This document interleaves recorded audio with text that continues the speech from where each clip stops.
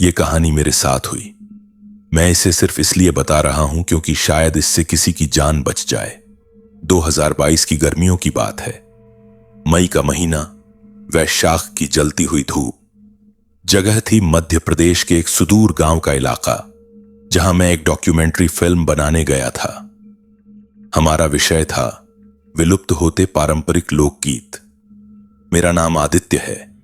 तब मैं 32 साल का था, एक फिल्म मेकर जिसकी निजी जिंदगी 2 साल पहले ही तबाह हो चुकी थी जब मेरी मंगेतर तन्वी एक कार एक्सीडेंट में चल बसी।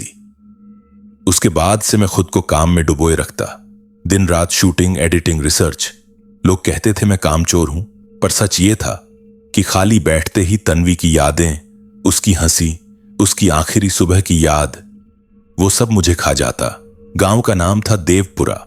100-150 घरों का छोटा सा गांव जो एक घने जंगल और एक सूखी नदी के बीच बसा था। हम 3 लोग थे, मैं, मेरा कैमरामैन रोहित और साउंड रिकॉर्डिस्ट विजय। हमने गांव के बाहर एक पुराने हवेली नुमा घर में किराए पर रहने की व्यवस्था की। घर सुनसान था। गांव से करीब आधा किलोमीटर दूर, जंगल के किनारे। स्थानीय लोग उसे पुराना बंगला कहते थे। पहली रात। गर्मी के बावजूद रातें यहां ठंडी थीं। जंगल से आती हुई हवा में नमी और पत्तों की सड़ांध थी।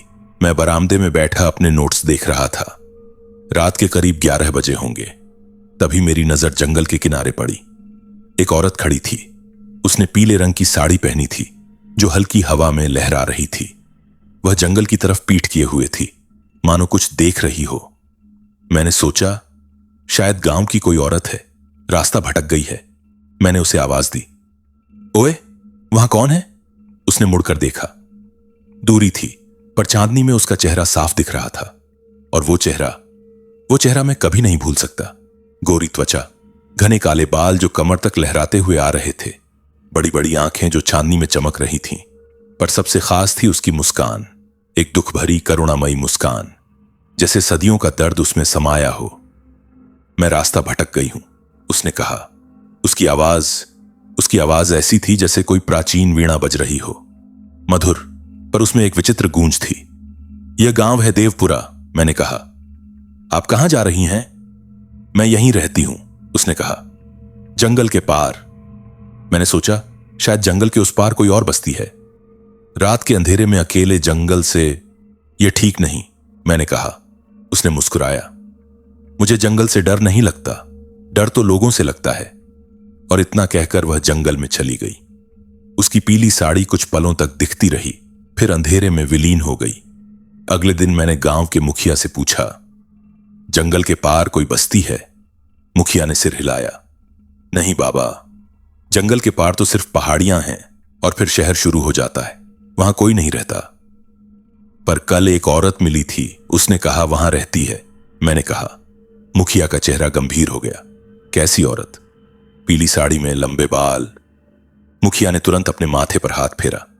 अरे बाबा, तुमने उससे बात की? वो यहां आसपास भटकती रहती है, उसे दूर रहना। क्यों?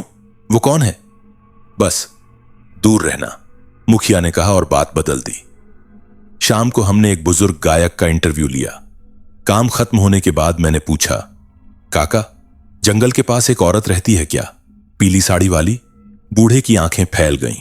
उसने इधर उधर देखा, फिर धीरे से कहा, बेटा, तुम्हारा काम है गीत सुनना, उन बातों में मत पड़ो। पर मेरी जिज्ञासा जग चुकी थी।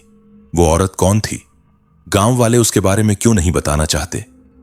तीसरी रात, करीब 12 बजे, मैं फिर बरामदे में था। तभी वह फिर आई। इस बार वह और करीब थी, बंगले के गेट तक। तुम फिर यहां हो? उसने कहा। तुम भी तो, मैंने जवाब दिया।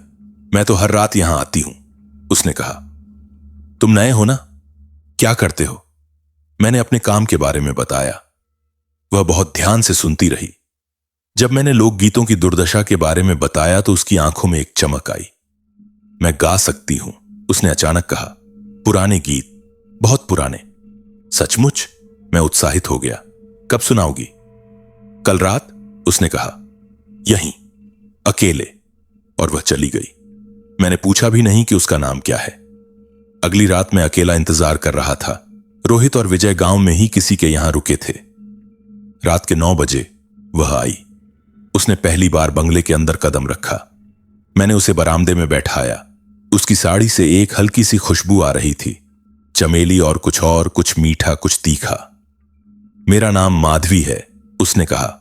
मैं आदित्य। तुम दुखी हो, उसने अचानक कहा। तुम्हारी आंखों में दर्द है। मैं चौंका। तुम्हें कैसे पता? दर्द को पहचानना मेरा धर्म है, उसने कहा, और उसकी आवाज में एक करुणा थी जो सीधे मेरे दिल तक पहुंच गई। मैंने बताना शुरू किया, तन्वी के बारे में, हमारे सपनों के बारे में, उस एक्सीडेंट के बारे में। जब मैं रुका तो मैंने देखा उसकी आंखों में आंसू हैं। तुम्हारा दर्द मैं समझ सकती हूं, उसने कहा। उसने अपना हाथ बढ़ाया और मेरे हाथ को छुआ। उसका स्पर्श ठंडा था, बर्फ जैसा, पर उस ठंडक में एक ऐसी गर्माहट थी जो मेरे पूरे शरीर में फैल गई। एक सिहरन, एक झुरझुरी, और फिर एक शांति। ऐसी शांति जो मुझे महीनों से नसीब नहीं हुई थी। उस रात वह गीत नहीं गाई, बस बैठी रही, मेरा हाथ अपने हाथ में लिए हुए, और मैं उस पल को महसूस करता रहा। उसकी उपस्थिति, उसकी चुप्पी, उसका स्पर्श। जब वह जाने लगी तो मैंने पूछा, कल फिर आओगी? उसने मुस्कुराया। हर रात आऊंगी, जब तक तुम यहां हो। उसके बाद हर रात वह आती, हमेशा रात को, हमेशा अकेले। धीरे धीरे हमारी बातचीत गहरी होती गई। वह बहुत कम अपने बारे में बताती, बस इतना कि वह यहीं की है, बहुत समय से यहां रहती है, और उसे गाने का शौक है। एक रात उसने गाया, वो गीत, भगवान, वो गीत किसी प्राचीन भाषा में था, शायद प्राकृत। उसकी आवाज में एक जादू था। ऐसा लग रहा था जैसे सारी रात, सारा जंगल, सारा आकाश, सब उसकी आवाज सुन रहा हो। मैं मंत्रमुग्ध होकर सुनता रहा। जब उसने गाना खत्म किया तो मेरी आंखों में आंसू थे। ये गीत, ये किस भाषा में है? मैंने पूछा। भूली हुई भाषा में, उसने कहा, जिसे अब कोई नहीं जानता। तुम कहां से सीखा? मैंने जन्म लेते ही सीखा था, उसने रहस्यमय ढंग से कहा। मैं उसके करीब आना चाहता था। हर रात जब वह जाती तो मुझे एक खालीपन महसूस होता। दिन भर मैं उसके बारे में सोचता, उसकी याद में खोया रहता। रोहित और विजय ने कहा, भाई तू कहीं पागल तो नहीं हो गया? दिन रात किसी औरत के ख्याल में खोया रहता है। पर मैं नहीं रुक सकता था। वह मेरे लिए एक नशा बन गई थी। उसकी आवाज, उसकी मुस्कान, उसका स्पर्श, ये सब मेरे लिए ऑक्सीजन बन गए थे। पर धीरे धीरे अजीब बातें होने लगीं। वह कभी दिन में नहीं आती थी। मैंने उससे कहा, दिन में क्यों नहीं आती? हम दिन में भी मिल सकते हैं। उसने सिर हिलाया। मैं दिन में नहीं आ सकती, रात ही मेरा समय है। एक बार मैंने उसे खाने के लिए कुछ दिया, फल, उसने लिया ही नहीं। मैं खाती नहीं, उसने कहा। पर तुम जीवित हो ना? मैंने मजाक में कहा। उसने गंभीर होकर कहा, हर चीज जीवित नहीं होती आदित्य, कुछ चीजें सिर्फ होती हैं। फिर वह आईने वाली घटना हुई। बाथरूम में एक बड़ा शीशा था। एक रात वह बाथरूम के बाहर से गुजर रही थी। मैंने शीशे में देखा, सिर्फ मैं था, उसका प्रतिबिंब नहीं था। मैंने पलटकर देखा, वह वहीं खड़ी थी, पर शीशे में नहीं। माधवी, तुम शीशे में दिख नहीं रही, मैंने कहा। उसने शीशे की तरफ देखा, कोई प्रतिक्रिया नहीं। यह शीशा खराब है, उसने सपाट स्वर में कहा। तुम्हें नया लगवाना चाहिए। पर मैं जानता था, शीशा ठीक था। एक रात हम बरामदे में बैठे थे। दूर से मंदिर की घंटी बजी।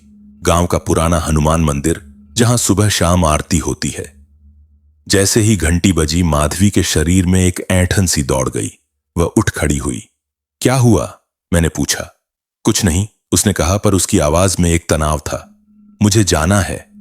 पर अभी उसकी आवाज तीखी हो गई और वह तेजी से चली गई। सबसे अजीब बात थी उसकी परछाई। चांदनी रातों में भी जब वह चलती, उसके नीचे कोई परछाई नहीं बनती थी, सिर्फ एक धुंधला सा अंधेरा। मैं इन सब बातों को नजरअंदाज करता रहा क्योंकि मैं उससे प्यार करने लगा था। हां, प्यार। तन्वी के बाद पहली बार मेरे दिल में किसी के लिए ऐसी भावनाएं जागी थीं। वह मेरे दर्द को समझती थी, मेरे अकेलेपन को दूर करती थी। उसके बिना अब मैं रह नहीं सकता था। एक रात जब वह जाने लगी तो मैंने उसका हाथ पकड़ लिया। मत जाओ, मैंने कहा। उसने मुड़कर देखा। उसकी आंखों में एक अजीब सी चमक थी। तुम मुझे रोकना चाहते हो? हां, मैंने कहा, हमेशा के लिए। उसने मुस्कुराया, पर यह मुस्कान वो पुरानी दुख भरी मुस्कान नहीं थी। इसमें एक तृप्ति थी, एक संतुष्टि। तुम मुझे चाहते हो? उसने पूछा। हां, मैंने कहा, बहुत। उसने मेरा हाथ अपने हाथों में लिया। उसकी उंगलियां मेरी कलाई पर चलीं। फिर उसने एक सवाल पूछा, एक ऐसा सवाल जिसने मेरी रूह कंपका दी। क्या तुम मुझे अपने खून से वरदान दोगे? मैं स्तब्ध रह गया। क्या क्या मतलब? प्यार का वरदान, उसने कहा, शाश्वत प्रेम का। बस एक बूंद खून, तुम्हारा खून, मेरे लिए। उसकी आंखों में अब वह करुणा नहीं थी, एक भूख थी, एक लालसा। और उस पल मैंने महसूस किया, यह कोई इंसान नहीं है। इंसान ऐसा नहीं होता। इंसान शीशे में दिखता है, इंसान की परछाई होती है, इंसान दिन में आता है, इंसान खाता पीता है, और इंसान खून का वरदान नहीं मांगता। मैंने अपना हाथ झटक कर छुड़ा लिया। तुम कौन हो? उसकी मुस्कान गायब हो गई। उसके चेहरे पर कोई भाव नहीं था।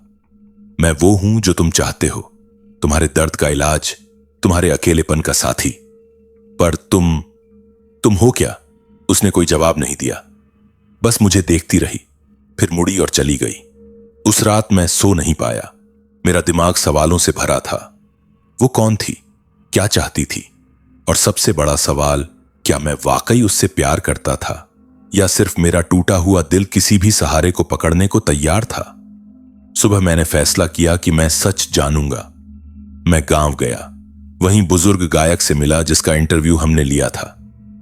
काका, मैंने कहा, मुझे सच बताइए, जंगल वाली औरत माधवी, वो कौन है? बूढ़े का चेहरा पीला पड़ गया। तुम उससे मिलते हो? हां, हर रात। अरे भगवान! उसने अपना सिर पकड़ लिया। बेटा, तुमने क्या कर दिया? क्या हुआ? बताइए ना। उसने एक लंबी सांस ली।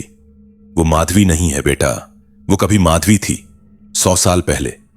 मेरे प्राण सूख गए। क्या कहा आपने? सुनो, बूढ़े ने कहा, और उसकी आवाज कांप रही थी। बहुत साल पहले यहां एक लड़की रहती थी। नाम था माधवी।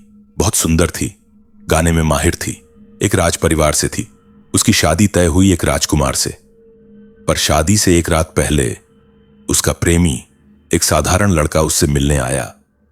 राजा को पता चला, उसने लड़के को मरवा दिया। माधवी ने जब यह सुना, वो पागल हो गई। उसने अपने ही हाथों से अपना गला घोंट लिया। पीली साड़ी पहनकर, शादी वाली साड़ी। मैं बिना सांस लिए सुनता रहा।